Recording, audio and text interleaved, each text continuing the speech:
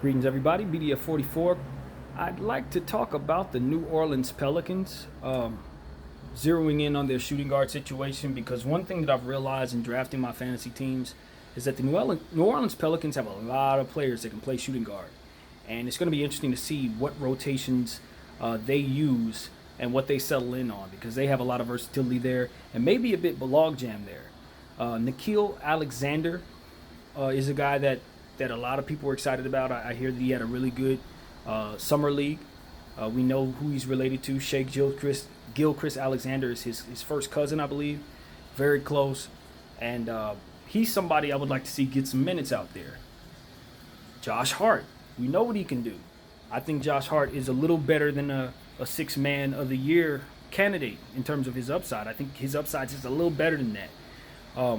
He can be a guy, a real guy out there. I don't know if you ever let him start. I don't know if he'll ever reach all-star status. I don't see that, but damn close. Damn close. He's going to be a guy who's going to be able to get you a lot of points off the bench in the season, some rebounds off the bench. He's made out of rock. The dude is just solid from head to toe. So when you're dealing with him, you understand that he can body up players that are bigger than him. He can stretch the floor a little bit. He has an aggressive mindset, particularly when you put the ball in his hands and tell him to get you a bucket. I've seen him do it in summer league, particularly at a higher clip than he has in regular season, and was very impressed with what I saw from him when he won the MVP of the summer league a couple years back. So he's somebody I have a lot of faith in, somebody I wish was still here in Laker Town, but now he's in New Orleans. I think he will carve up some playing time. I don't think he's going to have a hard time getting on the floor. But this leads me to my next thing, J.J. Redick. We know J.J. Redick. Everybody knows who he is and what he's about. He's a three-point shooter. He can give you upwards of 25, 30 minutes a night. And he's going to shoot a high clip from the line, from three-point, from mid-range, wherever you need a shot. J.J. Redick is somebody you can trust is going to hit that shot. Corner specialist, straightaway specialist, you name it.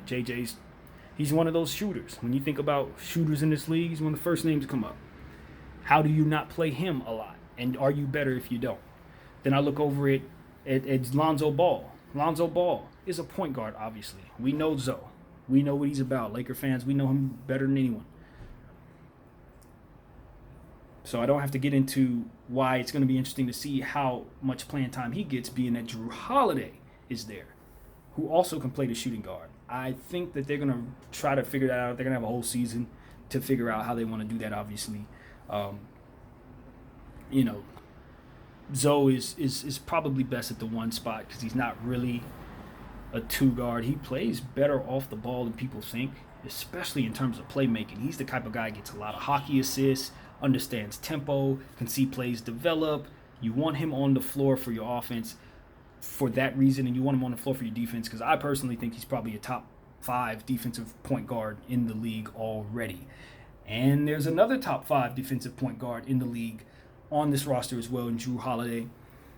And then you look at Brandon Ingram, who I consider a 3, but ESPN Fantasy Basketball has him listed at the shooting guard, small forward combination, which is a great thing for fantasy friendly fans. Y'all know how great that is to have a guard and a forward in the same player. It makes things a lot easier. But to see him listed as a shooting guard just shows you exactly how much depth they have in that position. So it's going to be interesting to see who gets the starting nod. If I'm a betting man, I'd say just off the top, Drew Holiday, J.J. Redick to start the season. And I think by the end of the season, we'll probably see a lot more Zoe, Drew Holiday, I believe. Drew Holiday, Zoe, Brandon Ingram at the 3, Zion at the 4, and of course Derek Favors or Jackson Hayes at the 5. Jackson Hayes is a player I'm really, really excited about because I think he found himself in a great spot playing off of Zion Williamson, behind or in front of Derek Favors. I just love that. It allows for him to not have as much pressure to come in and be like a DeAndre Jordan type, which I think he's going to be. And, they have a core that he can grow with, so it's going to be super exciting to see him and Zion fly all over the place and block shots, dunking on people. The thing that makes me wonder, and I know the West is super deep, I haven't done my homework on this. I do have New Orleans outside of the playoffs, But the thing that makes me optimistic that they could actually put themselves in a position to make the playoffs or even be in the mix for the final 8th, 9th, 10th seed is the fact that they have so many effective defensive players from top to bottom. Everybody, and I mean everybody outside of J.J. Redick that I mentioned, is somebody that you have to deal with defensively. All of them. And the stuff that I've seen from Zion defensively is superhuman. And so I'm wondering, when they put the clamps on the floor, when you deal with the Pelicans, what people are going to understand, and they're going to understand quickly, is they have some of the best on-ball defenders in the league on their team right now. Not next year, not the year after that when you expect them to win, but I'm talking about right now. Right now.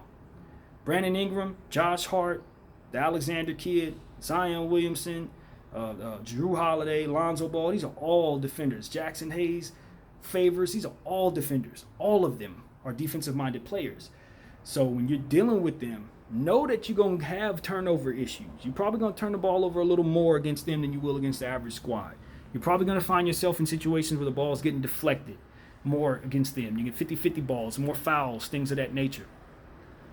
So it's going to be interesting to see how teams attack them, if they're the type of team that I think they'll be, which is the type of team that makes things difficult for you. The games will be ugly.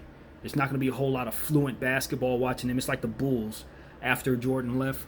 A lot of those Bulls teams, even though they weren't really good, every time the Lakers saw them, the score was like 75 to 83 because it was constant pressure, defensive pressure, constant grittiness, not a whole lot of great shooting, but a whole lot of rebounding. That's what I expect them to be. They're going to be a nasty, nasty team if my vision for them is correct. And in nasty, I say meaning lots of physical play, dirty basketball, dunks, going the other way.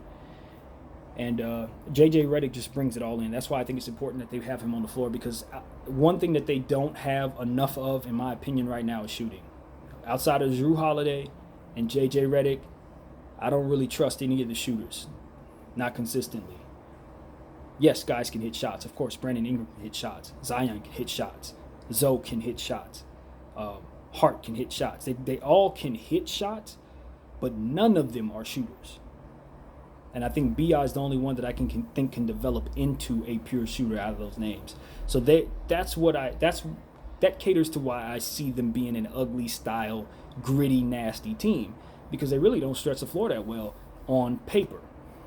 That may translate differently in real life, but on paper, they only have a few shooters. Big-time shooters, mind you, but just a few of them. So that I think will be a thing that if they don't make the playoffs, it'll be because they just couldn't score enough, in my opinion. But in that same breath, they do have scorers, So they're an interesting team to me, and I'm paying very close attention to them. They're going to be all over national television. Injuries are something, but they have a lot of depth, which is what I've been describing. So that will work in their favor. Don't be surprised if they make the playoffs. I don't have them making the playoffs because the West is so deep. A couple injuries to some key guys. There are teams out there in the West that people are really excited about, and I don't have any evidence really outside of my own imagination in terms of why I'm not as excited about these teams. But I look at the team that I'm really not excited about, you guys all know this, is the Rockets. So I think if it comes down to the Rockets and the Pelicans, obviously I'm going to go with the Rockets because of James Harden. But if the Rockets are not able to find some synergy between those two players,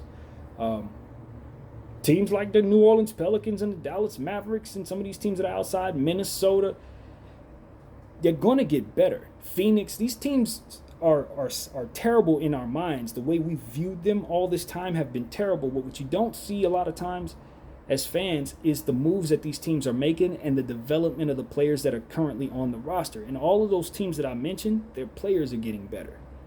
The roster has improved some. So even if you don't expect any of them to make the playoffs, you better believe they're going to probably win more games than they did the previous year if things come together as they should. And a lot of times with bad teams, they don't. So I'll be the first to say that. They don't a lot of times. But I think a team like Minnesota should be better. Culver's in there. Karl Towns a little older.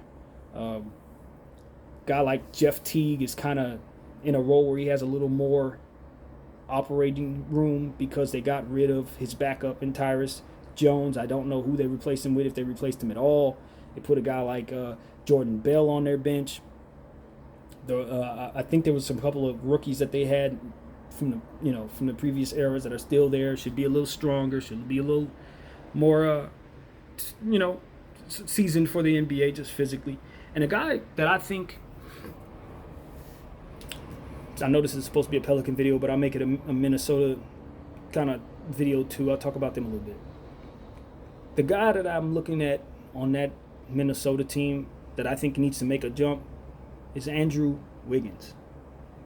See, what ends up happening to a lot of players when they've been in the league for like 7 or 8 years is that guys start to believe that they no longer have any upside.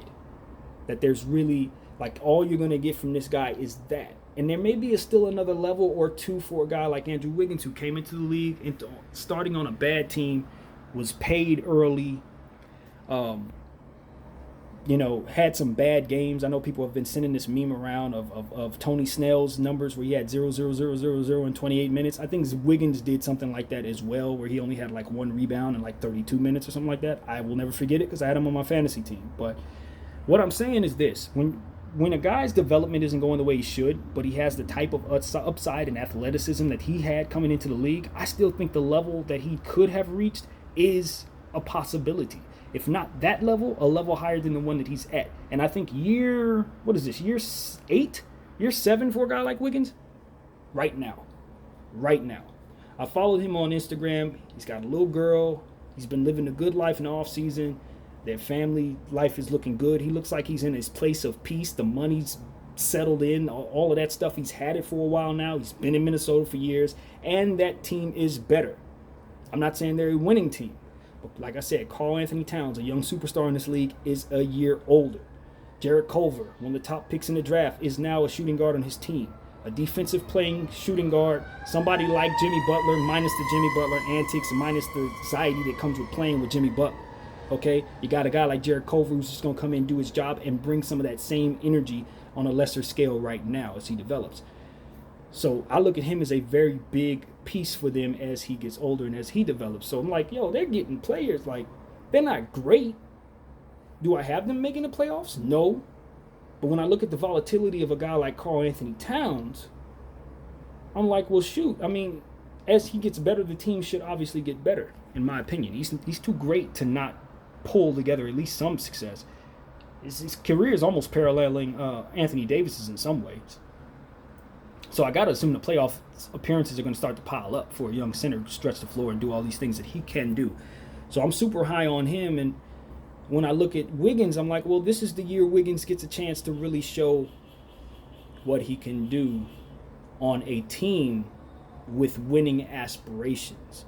I guess is what I'm saying. I don't know where they're at. If they tank again, and you can throw this aspect of the video away. But to me, it looks like they're looking towards building upon what they have. And I do think Culver is a culture changer for them. So, yeah, man, that's what I wanted to say, man. It's a lot of stuff to talk about in the NBA. I've been looking at rosters and things of that nature. It's a lot of guys in good situations and a lot of guys in not so good situations that may have been in decent situations last year. And if you're looking at the teams like they're going to be the same this year, you got to realize that situations change even when players don't leave teams. So that's something I've been paying attention to. But, yeah. Shout out to all the Wolves fans. Shout out to all the Pelicans fans, Laker fans. I'm with you. And yeah, that's what I want to say. Thank you guys for watching my video. Follow me on Apple Music, BDF44. And I'm out. Peace.